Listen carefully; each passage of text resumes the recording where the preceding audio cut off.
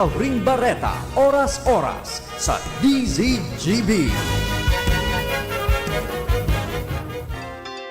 Inihahatod sa Indo kang Department of Environment and Natural Resources, Regional Office No. 5, ang programang Kapalibutan Ta at Tamanon Ta. Kapalibutan Ta at Tamanon Ta. Programang magtataunin impormasyon asin kaaraman, manungod sa satuyang kapalibutan, asin sa mandato kang Department of Environment and Natural Resources. Kapalibutan Ta at Tamanon Ta.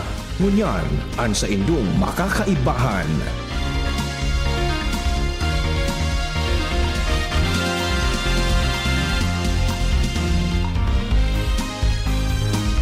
Marahay na aga sa gabos ng mga paraan tabay. Mga kaimanwa, kamusta po kamo?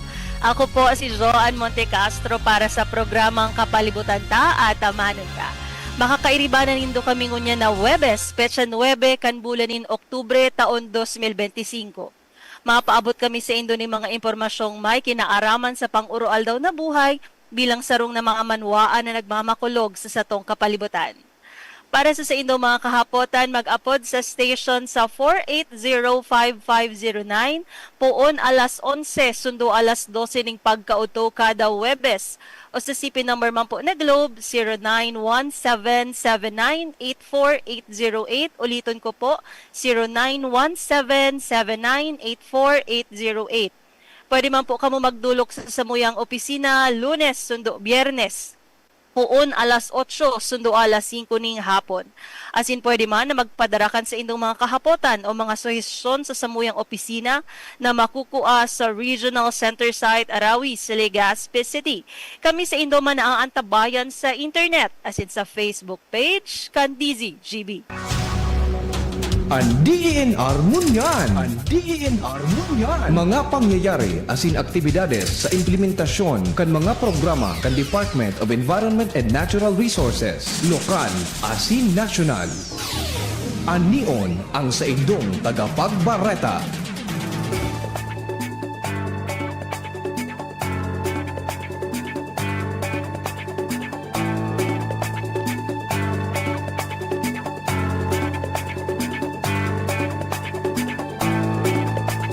Ini ang katiripunan kan mga bareta sa DENR ngunyan.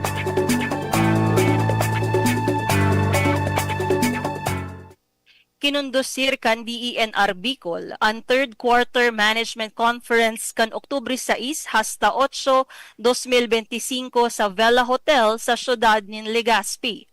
Pinanginotan kan Penro Albay ang aktibidad na may obheto na idiskutir ang mga accomplishments kan mga manlain-lain na opisina kan DENR sa bilog na rehiyon. Dagdag padigdi na pag-urulayan man ang mga natatada pa na mga targets bago matapos ang fiscal year 2025. Sigun kay Regional Executive Director Francisco E. Emilia Jr., padagos ang DENR sa pagtaon ng serbisyo publiko sa mga Bicolano para sa mas sustainabling futuro bako sana para sa ngunyan, kundi para man sa mga maabot pa na henerasyon.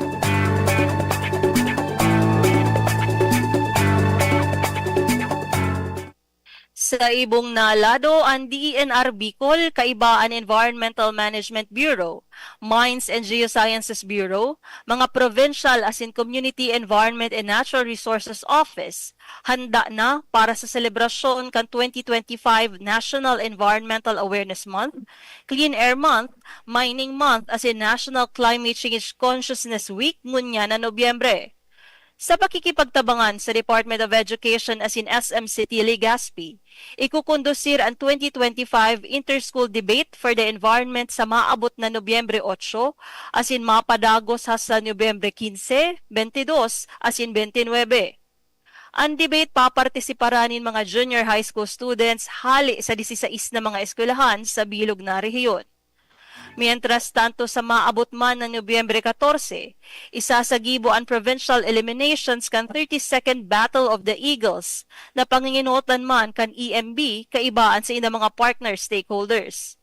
Dagdag padigdi, sa Nobyembre 26 hasta 27, ikukondusir man kan DENR ang National Summit on Climate Change and Disaster Emergency in the Philippines towards anticipatory and responsive national and local climate investments na papartisiparan ng mga governors, mayors, planning officers, DRRM officers as in environmental officers, hali sa 18 na probinsya sa nasyon na may halangkaw na exposure sa climate risks.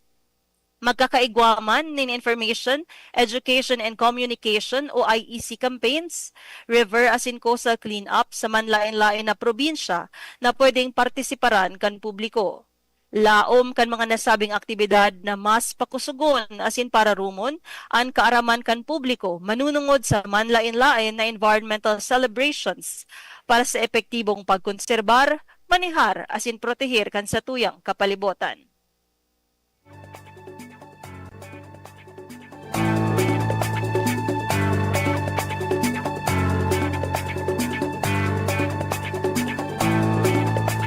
Mientras tanto, ang Sentro Ginubatan sa pamamayo ni OIC Senro Forester Alejandro D. Maranan, suportado ang piglunsar na Go Ginubatan Green Harvest Program kan lokal na gobyerno nin Ginubatan kan Setyembre 29, 2025 sa Ofrasyo Pavilion Poblasyon, Ginubatan, Albay. Ang aktibidad laom na mapakusog ang local food security as in eco-friendly farming sa komunidad. Siring man maawot kan LGU na ipromotira ang environmental awareness as in community involvement para sa ecological harmony as in sustainable development sa rehiyon. Ini ang katiripunan kan mga bareta sa DENR ngunyan.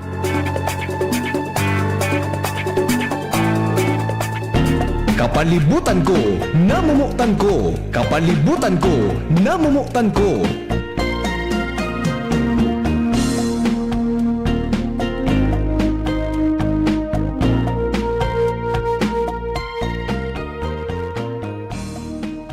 Tarong makakalikasang aldaw po sa giraray sa satuyang mga paraan tabay. Enot po sa gabos, bation ta ang mga mahihigos na personahes kan Office of the Regional Executive Director sa pamamayo po kan matibay ming direktor na si Red Francisco Emilio Jr. Sa opisina man po ni Assistant Regional Director for Technical Services Attorney Ronel Sopsop, ERD for Management Services Ronel Astor, ERD for Special Concerns Adona P. Santiago, dyan po sa Mines and Geosciences Bureau sa pamamayo ni Regional Director Guillermo A. Molina Jr. IV as in sa EMB sa pamamayo po ni RD Jerry Jeronimo Sanchez. Marahay na aga po sa mga naghihiling kan sa tuyang FB Live as in mga paradangog kang DZGB Live po kita sa Facebook page kan DZGB as in mahihiling man po nindo ang samuyang live sa DENR Bicol. Bisitahon po nindo ang duwang FB pages na ini tama mahihinanyog po nindo ang sa tuyang programang kapalibutan ta at amanan ta. As in mauta man po na i-congratulate ang success po kan samuyang Assistant Regional Director for Technical Services na si Attorney Ronel Sopsop.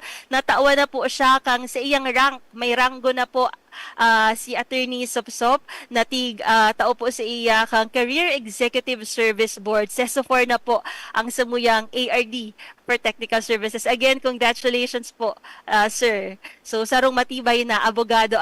Pero sa alaman po na ini, saro din po na matibay na abogado kang DENR Bicol ang makakaibahan ta. Siyempre po, mag-uurulayan ta ang manunungod sa mga lay sa satuyang kapalibutan. Aram ko po na dakol na din sa satuyang mga listeners ang mga may aram sa mga lay na ini, pero sa aldaw po na ini susuy-suyon ta po ang mga probisyon as in mga obheto kaini. Nyata mananggad po importante ang kamalayan sa satuyang mga nasa komunidad, maaraman ta po ang mga lay kapag po baga-aram ta ang satuyang karapatan as in mga responsibilidad, mas nagiging epektibo kita sa pangataman kan satuyang kapalibutan. Sabi ko po si Indo, sarong matibay na leader, as in abogado ang makakaibahan ta. Didiskutin niya po ang Environmental Laws 101. So gari po kita nasa nagbabalik eskwela para sa satuyang mga listeners. Ano da po ang mga dapat aramon, what every citizen should know. Kaya maugmahon po ako, very grateful kita ta ang mismong chief kang litigation and adjudication section po kang samuyang Legal Division. Siya po ang Attorney 3 kang Legal Division. Good morning po, Attorney James Magdarao. Good morning, Attorney. Marahay na agad abi, Ma'am Joanne, marahay na agad abi sa gabustang taga Paradong dyan, niyaon sa Facebook Live. Good morning po. Nadangog ko ang sa imong mga supporters, Attorney James. Nagsururiyaw po ang mga supporters ni Attorney James sa Legal Division. As in, dakulon po kita ang mauukodan sa aldaw na ini. Dyan po, sa mga taga-legal, isa-shoutout na po iyan. Hindi po kamo handal, taka mo po ma-shoutout. So, Attorney James, sabi ta ka sa baago, Environmental Laws 101. Nataman ang gad po, importante na magkaigwaning kamalayan ang satuyang mga kaibahan sa komunidad. Manunungod po sa mga lay sa satuyang kapalibutan. So, inot na muna, syempre, para magkasarabutan kita gabos, para maintindihan kang gabos tabi, try kong isimbagan sa mga kahaputan mo, both in English, Tagalog, and Bicol, para maintindihan ng lahat, no? So, bakit kailangan malaman natin ang mga or maging aware tayo sa environmental laws. So, unang-una sa lahat, ang mga environmental laws po natin ay napakalawak,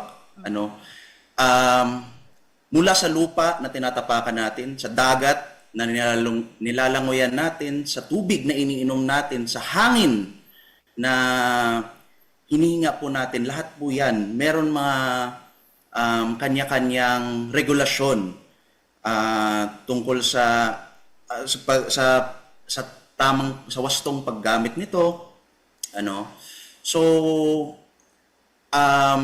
importante po yan na malaman natin para maprotektahan natin ito, kasi actually ang Pilipinas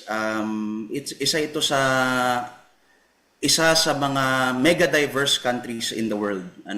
Ino-consider po tayong isa sa mega diverse countries in the world, 1 out of 17.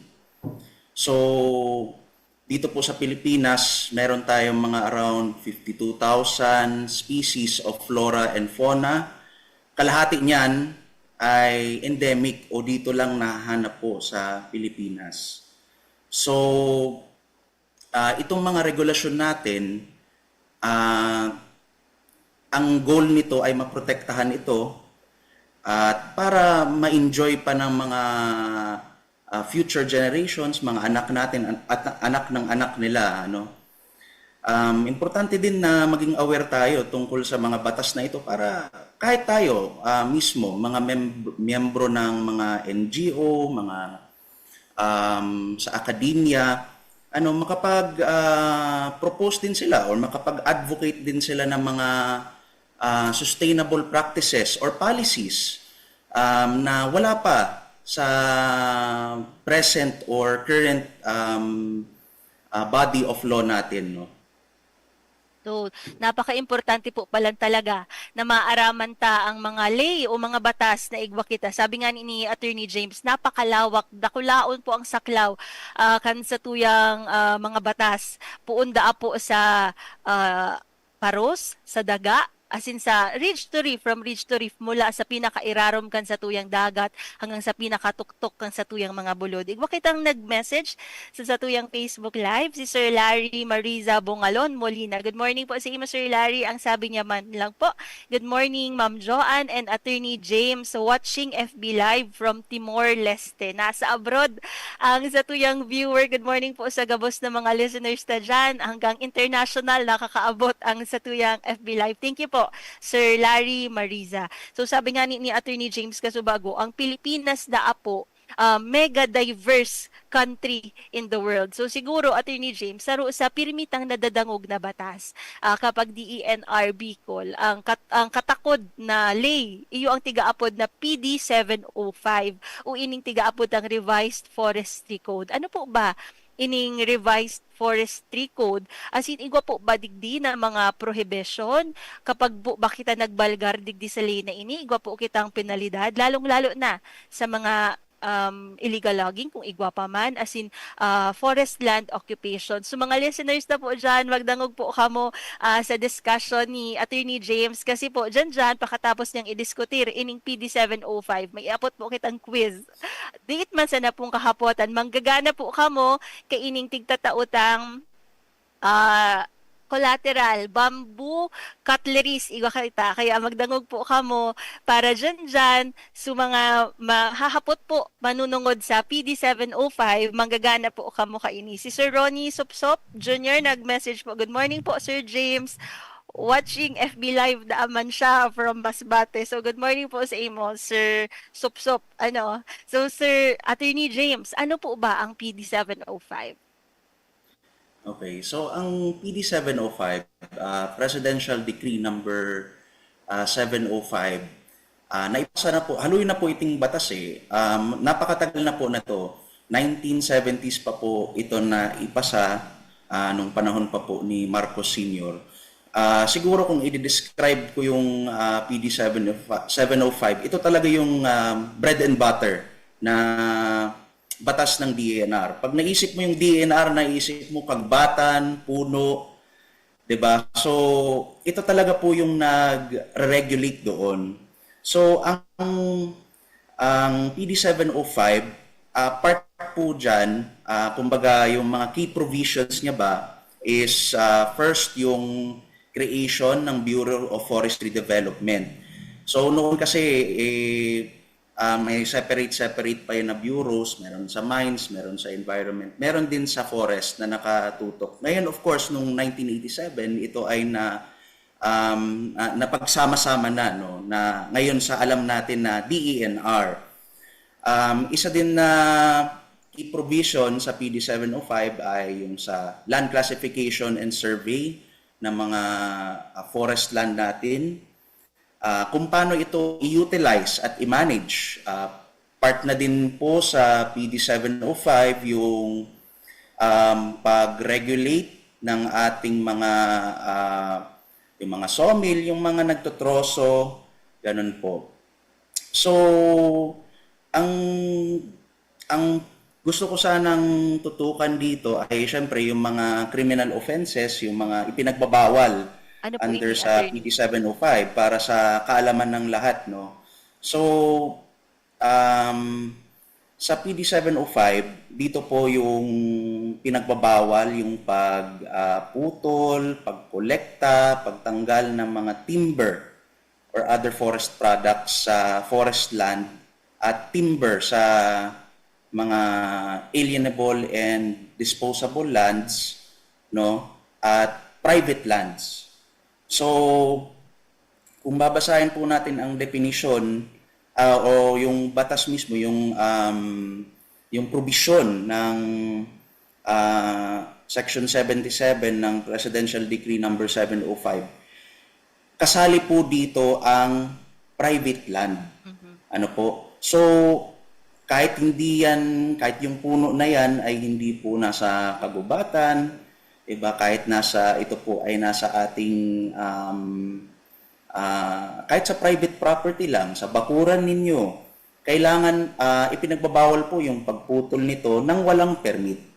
Okay po. So kailangan po pag magpuputol tayo ng kahoy, kailangan po nating tandaan, kailangan po natin lumapit sa local na senro o penro natin at request po ng tree cutting permit. Ang kapag ito po ay nalabag, meron pong ang nakasaad po sa batas ay punishable po siya under sa penalty imposed for theft under sa revised penal code natin, so article 309 and 310 ng revised penal code.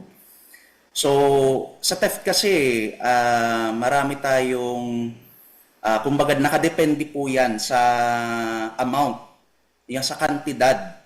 So, kung i-relate natin to sa PD 705, yung kantidad ng kahoy na pinutol or kinolekta,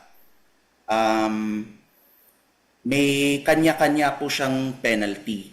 So, ang pinakamababa na penalty dito ay arresto minor, 30 days. 30 days na pagkakulong or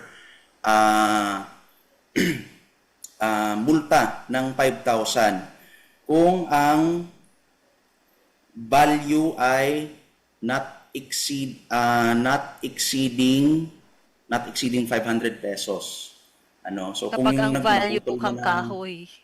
Yes po, ang kantidad tabi kang kahoy ay not more than 500 pesos. Ang pinakamagabat, the highest penalty na pwedeng impose ay prison mayor. So yan po ay more than 12 years. Or multa na 1,200,000 pesos to 2 mil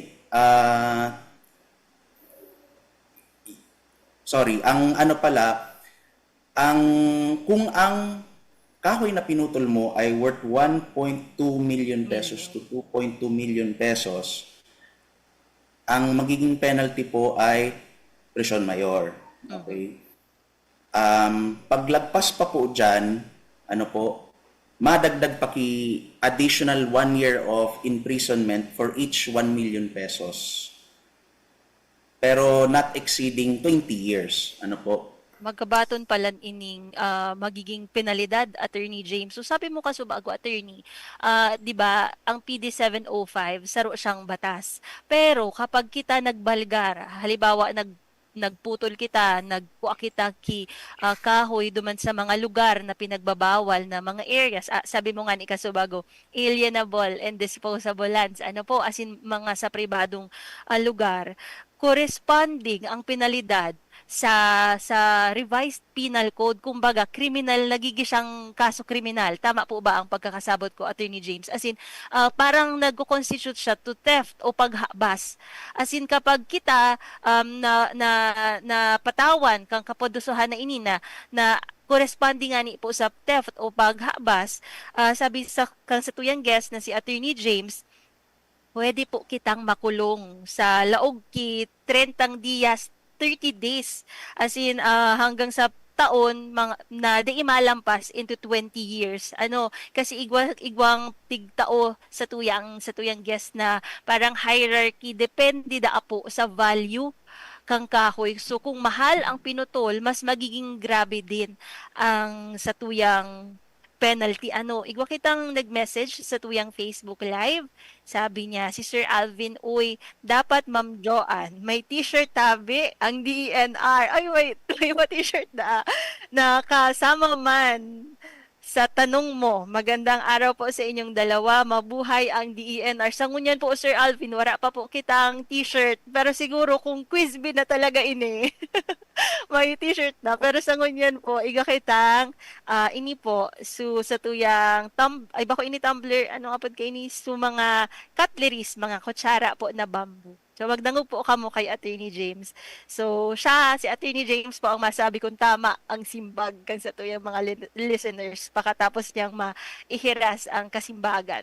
So, Attorney James, duman sa mga tigheras mo na mga prohibitions and penalties, igwa pa po ba ikang gustong idagdag manunungod sa key provisions kang PD 705? Yes po. Ang sarap pa man po na key provision digdi. Although yung iba, hindi ko na rin idadagdag kasi meron na tayong mga amendatory law, no? May mga naipasa na nga ng mga bagong batas regarding dito. Halimbawa, yung sa pagpatay ng wildlife, yung tungkol sa protected areas, meron na rin itong mga sari-sariling batas. Although na-mention naman po ito sa PD 705, pero dahil may bago na silang batas, syempre yun ang mag-a-apply na ngayon. Pero ang gusto ko lang tabi idagdag, bukod duman sa of course, sa bawal na pagputol kikahoy, yung unlawful occupation or destruction of forest land. So, uni naman po, regarding man po ini sa mga areas na tiga-consider tang timberland or sa kagubatan. So, pinagbabawal po kang Presidential Decree number 705 ang paglaog, pag-okupar, or pagkaingin sa mga forest lands without a license or agreement. So, ang penalty po dito ay multa not less than 500 pesos to not more than 20,000 pesos at pagkakulong ng not more than 6 months and not less than 6 months to not more than 2 years. So, digdi po, actually, pag-occupy po sa timberland, generally bawal po ito. Pero may mga tinatawag tayo na mga tenurial instruments. Kumbaga, ang konsepto nito ay nirerenta ng gobyerno sa isang pribadong individual na kumbaga sinasabi ng gobyerno, ito, meron tayo ditong forest land, pwede kang mag-stay dyan, pwede kang mag-occupy dyan, pwede mong i-develop yan, pwede mong gamitin yan. Basta magbabayad ka ng karampatang renta sa gobyerno at ano lang siya, meron lang po siyang period or may certain period po siya. No? Hindi po yan katulad sa isang, sa halimbawa sa titulo na hanggang sa anak ng anak mo, pwede pang magstay dyan. Limited Ano? lang na perang Yes taon po. lang pala ini. Depende Limited sa lang po sa perang agreement. taon. Depende po sa agreement. Mhm. Attorney James Dakulon ang interesado sa imo sa satuyang Facebook Live. Igo kitang apat na comments digdi sa satuyang Facebook Live. Si Sir Alvin Oy sabi niya, Madam, uncle po ba ni Attorney Magdaraog si Sir Reynaldo Magdaraog, instructor tabi siya, SSS as Aikido. Ano, si sayo po ining, tigsusoy sermon po nindo ang family tree kan sa tuyang guest na si Attorney James Magdaraog. Baka po kaya mga parientes ko yan. Sige po. Good morning po dyan sa mga nagdadangog na mga nagkakawat po. Ano pa ang Aikido sport ini adi? So, pwedeng kasi very magayon din ang build ni Attorney James. Diba nag-Aikido ka? Tigsusoy-soy kan sa tuyang listeners ang sa imong family tree. As in si Sir Gerald Aranya, sabi niya po, Ma'am Joanne at Sir James, asking lang po, halimbawa, may kahoy po na maaagihan kang tigagibo mi po. Halimbawa, bakod. Pwede po na daihalion kasi gitna talaga po siya. Ano po ang pwedeng gibuhon or requirements? Ta sutigtaraman mi po kuta na head engineer si sayo po ini. Gariwara pa kiaram till now na tigagibong work po. Ano po pwede kong gibuhon? Thanks po. So siguro sabi niya sukahoy da maaagihan ta mapagibo siyang bakod, kigit, tama po ba, Sir Gerald Aranya, na so papagibo mo pong gate, may maaagihan na kahoy. So, sabi mo po, baka po, pwede halion tana sa tahaw. So, siguro po, ang kaipuhan mo, so tree cutting permit requirements, iyo po ba ini? Andali, sana po, sir, tas sisimbagunta iyan. As in, sabi po ni Hiyonyo Takara, listening while driving po to Goa, Camarines Sur. Wow, salamat po, Miss lalaki po ba ini? Iyo, ta Japanese ang sa iyang pangaran. Sir Heyonyo Takara, salamat po sa imong pagdangog maski nagda-drive ka, drive safe po. As in sabi man po ni Ma'am Rosa Betis, good morning po, ma'am and sir, thanks DCGBDENR, pabati po Heaven's Friend, Agarwood Tea Plants, Betano, Legazpi City, FC Sorara Integrated Farm, Labnig, Tabaco, Albaya. Onda po siya sa Malate, Manila. Good morning po sa Indo. Kasubaago, nasa abroad, ang satuyang listener ngunyan, sa Kamsur, sa Manila, as in, sa pa ini. Salamat po sa pirmi po nindo. Ang nag-reply, si Sir Alvin Oy, sabi niya, Aikido, parang judo po, iyan, Ma'am Jo Antabi. instructor po kasi namin si Sir Reynaldo Magdaraog. Sikat talaga po ining mga apelyido. Kaya po siguro dako ang kaparientes ninda. So, duman po sa naghapot, manunungod sa tree cutting. Sisimbagunta po iyan. After kan sa tuyang commercial break, time check po, it's 11:32 in the morning. An oras hatod sa Indokang Artisan Joint Supplement. Bumabagal ang galaw dahil sa joint pain at arthritis. Mag-Artisan Optin Lutein Capsule. Alagaan ang paningin sa tulong ng Optin. Kitang-kita ang kalusugan ng mata. Plemex for Kids. Mommies, agapan agad ang ubo at plemang nakabara. Pambatang lagundi. Plemex! Sa Uno Plus, kalidad na maaasahan mo. Serbisyong swak sa imo. Plemex. Pag may ubo o hika, Plemex agad. Basta lagundi, Plemex. Liver Aid Silimarine Capsule. Ang good drinks at good food, perfect combo. Isama pa ang Liver Aid. It's liver lover, boys. Red Horse Extra Strong. The #1 extra strong beer in the world. DENR Antabay. DENR Antabay. Diyos, marahay na aga po sa giraray sa satuyang mga paraan tabayaon po kita sa programa tang kapalibutan ta at amarin ta asin kung nadangog po nindo sa first half kang samuyang episode sa aldaw na ini kaibahan ta po si Attorney James Magdaraog, ang Attorney Trip po as in chief sa litigation section kang legal division. Kasubagod akulon po kitang mga comments sa tuyang Facebook live na mga interesado kay Attorney James as in may mga kahapotan man po bago natapos first half. Tigtugaan ta po si Sir Jerel Aranya na sisimbagunta so sa iyang kahapotan manunungod po duman sa requirements na tiga hagad niya manunungod sa tree cutting. Igwa ka po ba digding kasimbagan, Attorney James? Okay. So, kung araw po kayan, may project po kamo, tapos gusto nindo pong putol yatong kahoy, mas mainam po na pumunta po tayo sa pinakamalapit na Senro or Penro para magtanong po ng mga requirements po regarding dito at para matulungan na din kayo kung ano ang karampatang permit kasi case-to-case basis naman po yan. Hindi ko nga alam kung ano ba to, parang government project ba or Gari sa arom private. niya lang, Attorney Sa arong James. man sa Sa nano. sabi So, niya, sugit niya parang may maaagihan. Actually, ako po kay John, tigo po kaya kami digdi na parang pamphlet. Pwede po kamo magdigdi sa DENR. Tangani na sa mga frontline services mi po, matawanan po kamo. And yan po digdi so requirements kang tree cutting.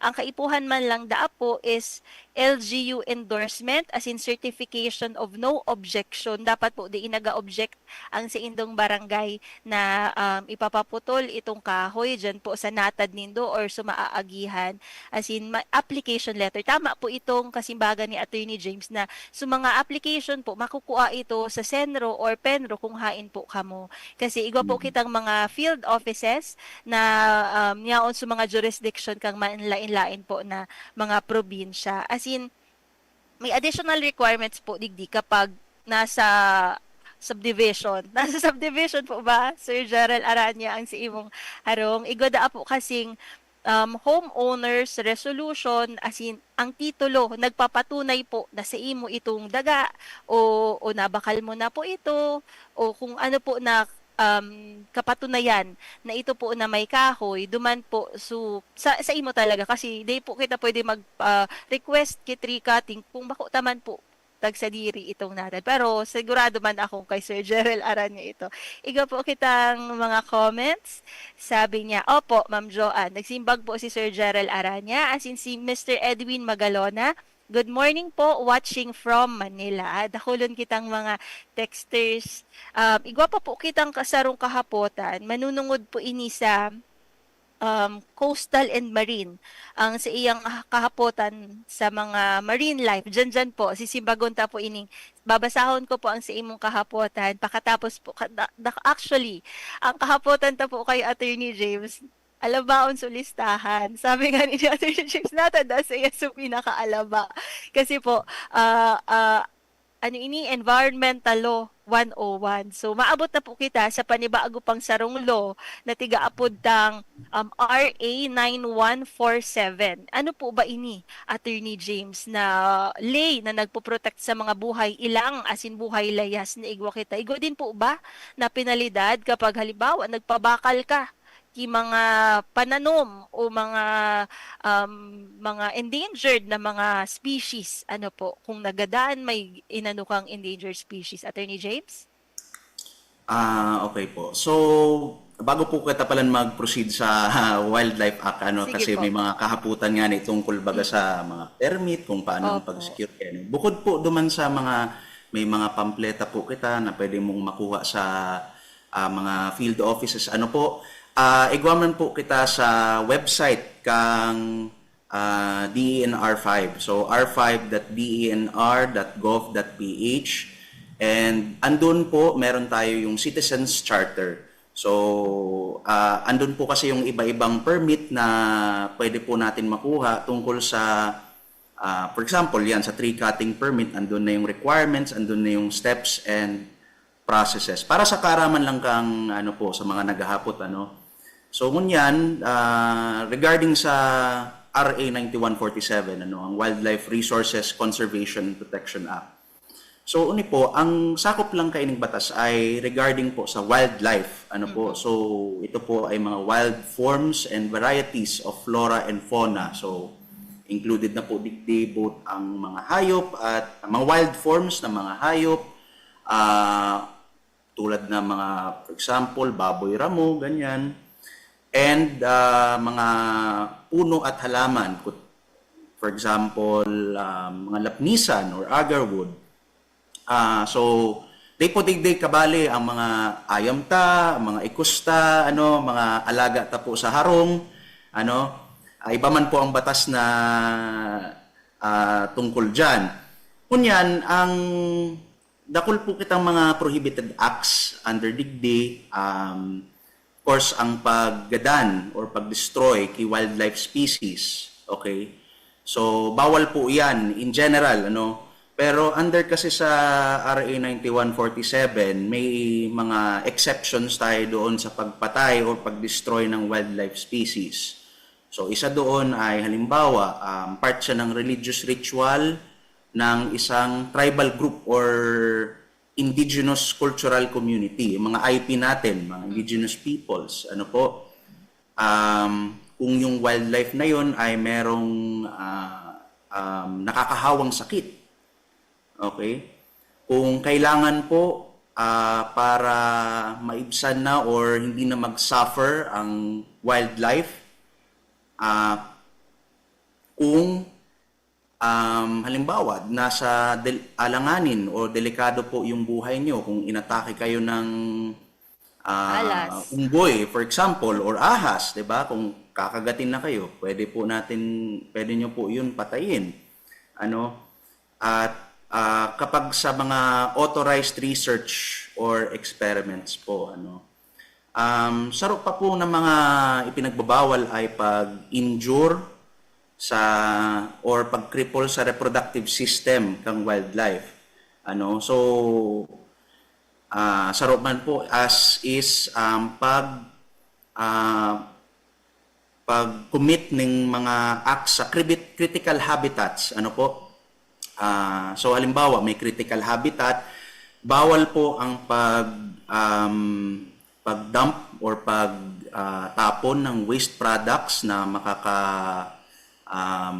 makaka-apekto dito sa wildlife, pag-squat or pag-occupy ng critical habitat, yung pag-explore or extract ng minerals, pagsunog, illegal logging, tsaka quarrying po. So, sarong example kay mga critical habitat is yung Kabusaw Wetland Critical Habitat po, sarap bang po sa mga ipinagbabawal ay ang pag-introduce, reintroduction or restocking of wildlife resources. Trading pagbenta ng wildlife po, yung mga kahit doon sa mga uso na kasi ngayon yung mga bentahan sa online, sa mga online platform sa Facebook, bawal po yun pag wildlife yung binebenta, collecting, hunting, or possessing wildlife, gathering or destroying ng mga active nest trees, host plants, pagmaltrato or pag-inflict ng other injuries sa wildlife, at yung pag-transport po ng wildlife. Generally, bawal po yun, pero syempre meron po tayong mga exceptions, which is yung dapat po may permit tayo. So pagbili, pag-possess, pag-transport ng wildlife, kung kailangan yung mag-conduct ng research or study tungkol sa wildlife, kailangan po natin ng permit niyan sa DENR. Okay po. So pag ito po ay nilabag natin, ginawa natin May to mga ng penalidad walang- din ba ini, Attorney James? Ining mga Yes po, may nabanggit mga penalties po ito. Actually medyo mahaba-haba ito, pero ang pinakamababa ay imprisonment of 5 to 10 days and a fine of 200 to 1,000 pesos, at ang pinakamataas po ay imprisonment of up to 12 years. And a halabang fine of taon. 1 million pesos. Okay po.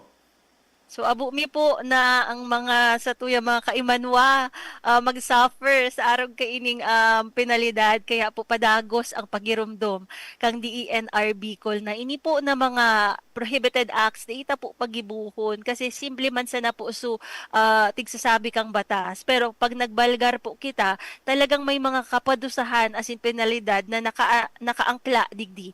Kaya kami po sa DNR di man kami nagsasabing inisan na sa mga bawal. Pirmi lang po kami, nagpapagirumdum. Gari po kami mga gentle reminder kang mga ate as in kuya nindo o mga tito, tita nindo na ini di pwedeng gibuhon. May comment po kita, Attorney James, sa satuyang FB Live, si Ma'am Rodelia Espiritu Elep. Ang sabi niya, wow, ang pogi ng guest.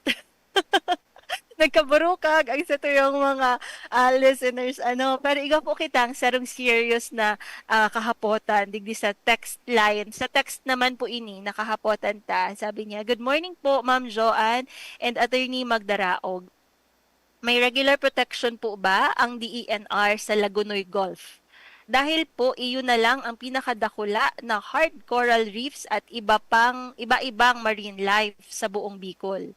Tungkol po sa protection ang topic ni Attorney Magdaraog. Good morning po, Ma'am Joanne, Attorney Magdaraog. Tig-ulit niya. May regular protection po ba ang DENR sa Lagunoy Gulf?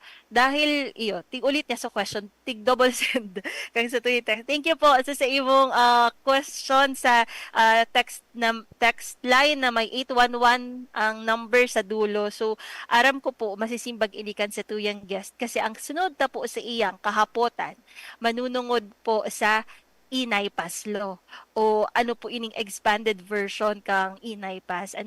Attorney, ano po ba ang pigaapod tang NAIPAS law? As in, paano po ini nakakaprotehir sa satuya mga protected areas, mga national parks, marine sanctuaries, as in mga watersheds? Arog na rin po kaining tigsasabi niya kung may protection kita sa Lagunoy Gulf. Attorney? Yes po. So, ang NAIPAS or ang National Integrated Protected Area System Act, naamendahan na po ito ng Republic Act number 11038 or yung Expanded National Integrated Protected Area System Act of 2018. So, syempre, mahapot muna kita, ano ang mga protected areas? So, ang protected areas po ay portions of land or water set aside by reason of their unique physical and biological significance. So, ang iba po digdi sa mga protected areas na ini ay very unique po siya as compared sa normal na kagubatan ta. Igwa po digdi mga species na kay puwantang kumbaga additional protection.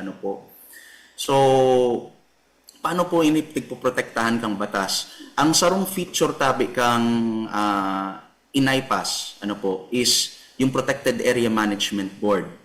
Okay, yung composition yan. Kasi yung Protected Area Management Board ay composed ng LGU, andyan po yung mga from barangay level up to hanggang senator actually, pwedeng maging member ng Protected Area Management Board, mga regional director ng, of course, galing sa DENR, DA, NEDA, DOST, PNP, DNB. Miyembro din dyan, pwedeng maging miyembro din po ang academe, ang mga university staff, mga IP, mga members ng indigenous peoples. So, ang Kagayunan Digdita, gabos po na stakeholders involved pag-abot sa pag-manage kang protected area. So, dyan po naglalaog so tiga-apod tang management plan. So, ano digdi sa protected area, di ba? Ano digdi ang pwede tang ilaan para sa enjoyment man niya, sa turismo. Kasi may mga portion po pwedeng gamitin din para sa turismo, para sa mga aktibidad, para sa enjoyment din ng tao. Kasi syempre, kung anong purpose ng protected areas kung hindi rin natin mai-enjoy ito, At meron din areas na ipinagbabawal ng kahit anong aktibidad sa protected area. Andyan po yan sa management plan. Also, ang isang feature dito ay higher penalties sa paglabag nito. So, ang pinakamababa dito ay multa ng not less than 200,000 and pagkakulong ng not less than 1 year. Ang pinakamataas ay multa na 5 million or imprisonment of up to 12 years. So medyo magabat-gabat din po yung mga penalties po sa inipas. So sana talagang nasimbag kang sa tuyang guest na si Attorney James. So kahapotan kang sa tuyang texter manunungod duman sa pagprotektar kan sa tuyang mga protected areas kasi nga ni igwa kitang batas na pigaapod na inay pas law. So sabi ta kasubago matao kitang kahapotan parang i-check ta ang mga kaaraman kan sa tuyang mga listeners manunungod digdi sa mga tigdiskutir na batas o lay kan sa tuyang guest na kasubago tigdiskutir niya sa forestry ining PD 705 ang duman naman sa mga wild flora and fauna so mga buhay ilang as in buhay layas na Republic Act 9147 as in sa mga protected areas na po ining inay pas law. Anong iapot duman Attorney James sa mga pigdiscuss mo? Aram ko na.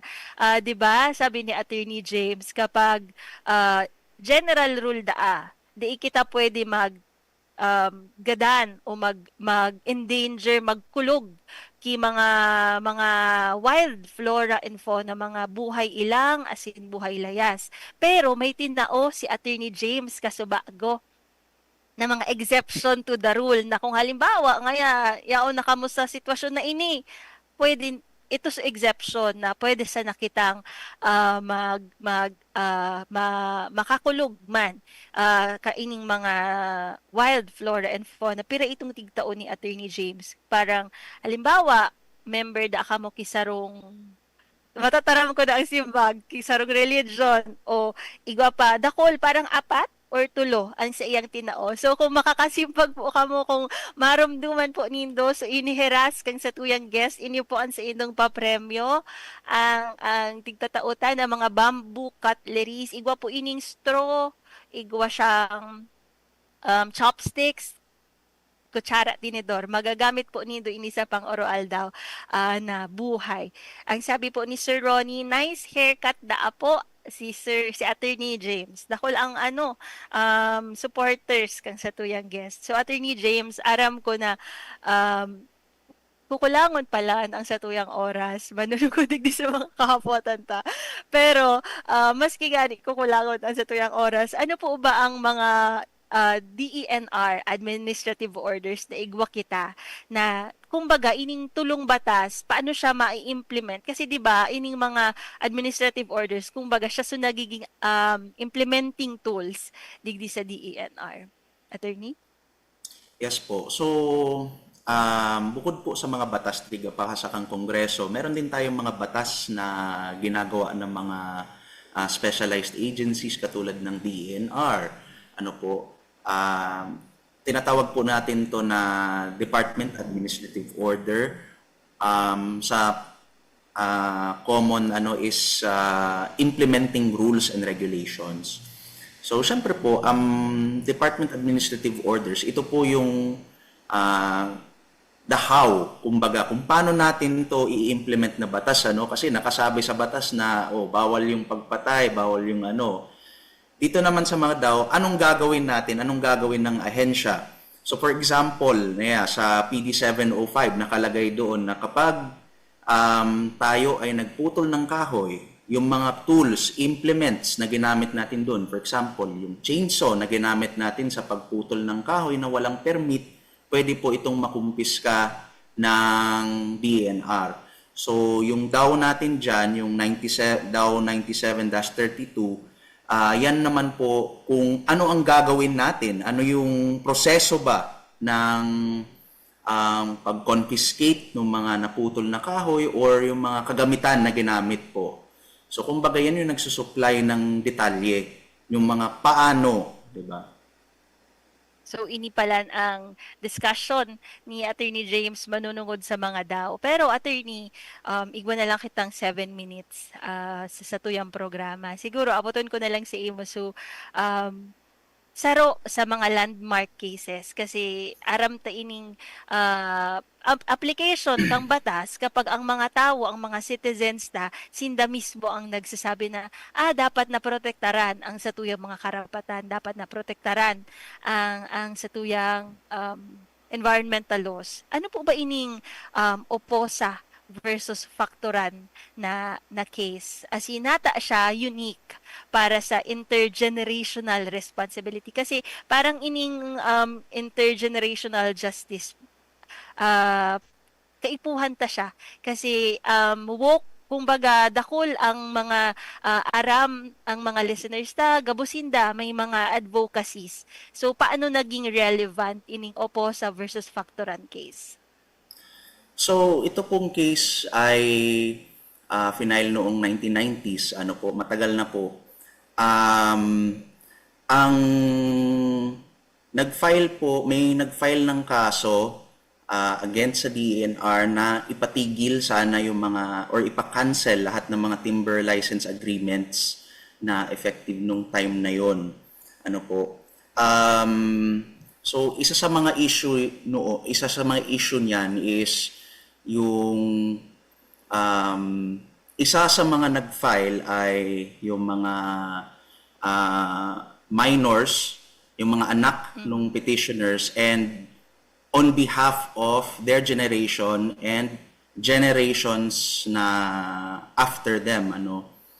So, ang basis nila dito ay under Article 2 sa ating Constitution, yung right to a balanced and healthful ecology. So, ang significance po nito, ng decision na to, ay una, na-liberalize or yung tinatawag natin na locus standi or legal standing. Kasi pag nagpa-file ka ng isang case, dapat unang tanong dyan, sino ka ba para mag-file ng kaso na ito? Diba? Ano po ba ang damage na bakit ka nagfa-file, diba? Ano yung damage na na-cause sa'yo? Sa case na to, in-include nila pati yung mga generations na hindi pa ipinanganak. So isa sa mga features nitong case ay inallow ng Supreme Court yon. Dahil nga sa concept ng intergenerational responsibility. Kumbaga, yung henerasyon ngayon, meron tayong obligasyon para sa mga future generations natin na protektahan ang environment. Another key feature is yung right to a balanced and healthful ecology. Pag medyo medyo technical pero kung kaya niyo ako masundan. Ang Article 2 ng Constitution natin ay Declaration of Policies and Principles. So, generally kailangan ng enabling law or kailangan magpasa ng batas ang Kongreso para ito po ay maisapatupad. Pero dito sa case na to, sabi ng Supreme Court, kahit walang eksaktong batas ang right to a balanced and healthful ecology, pwede itong gamitin as basis para sa pag-file ng case, para sa maprotektahan ang environment para sa ating future generations. So yun lang yung key features yung kaya siya isang landmark decision ng Supreme Court. Magayunon talaga ining case na ini kung sa mga kaakian involved kasi 'di ba Attorney James parang usually kapag ma-file ki kaso of legal age pero digdi sa case na ini na involve ang mga minors. So igo kitang nag-text sa tuyang Facebook live si Ma'am Axel Rose.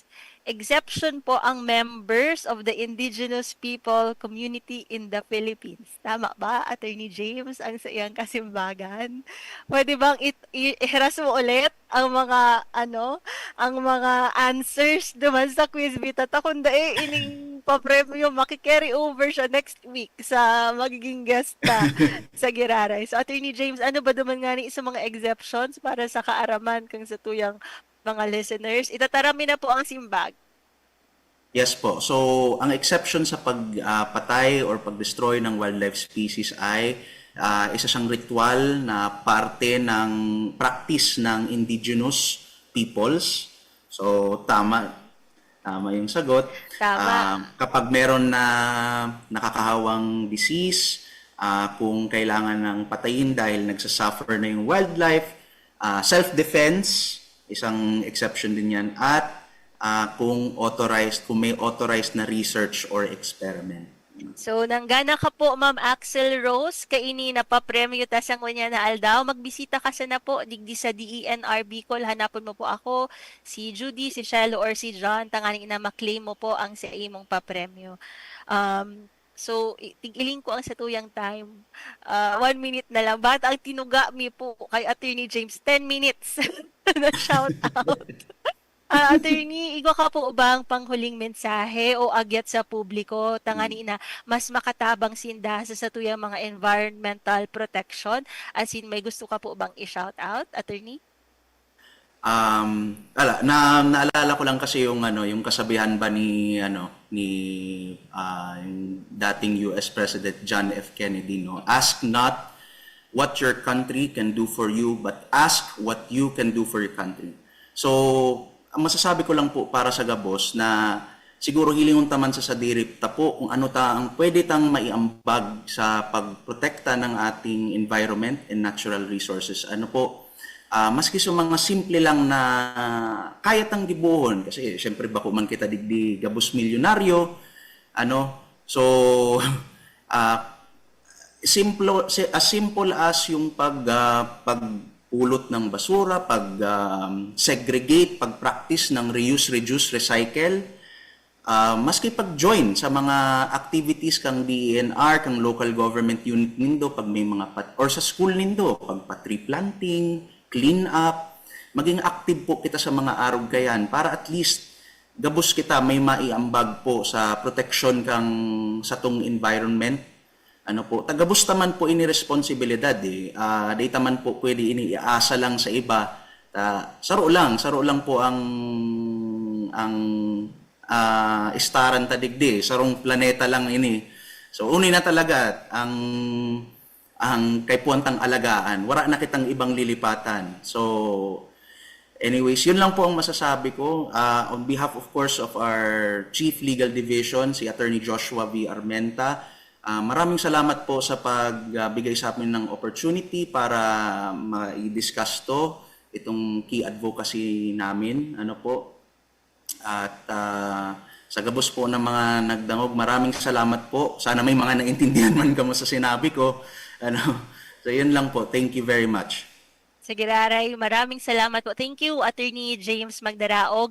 Siya po ang Attorney 3 kang DENR Bicol, as in Chief kang Litigation and Adjudication Section kang Legal Division. Dakulunon kaming naukodan. Actually, Attorney James, sa sarong oras, tulong batas o lay ang na-idiskutir mo pati ining mga daw, and nagkaigwa pa kitang kaaraman, manunungod sa sarong jurisprudence, ini nga ni na Oposa versus Factoran. So sabi, pag may take away ang host, sigurado may take away din ang sa tuyang mga listeners. So sa Giraray po, nagpapasalamat kami sa Legal Division sa pamumuno man po kang sa tuyang ARD for Management Services na si ARD Ronel Astor, and syempre po sa pamamayo po kan sa muyang maigos as in matibay na Regional Executive Director na si Red Francisco Emilia Jr. Ini na po ang sa tuyang naging programa. Ako po si Joan Montecastro para sa Kapalibutan ta at Manunta. Sa indong nahinan nyo ang programang Kapalibutan ta at Manunta.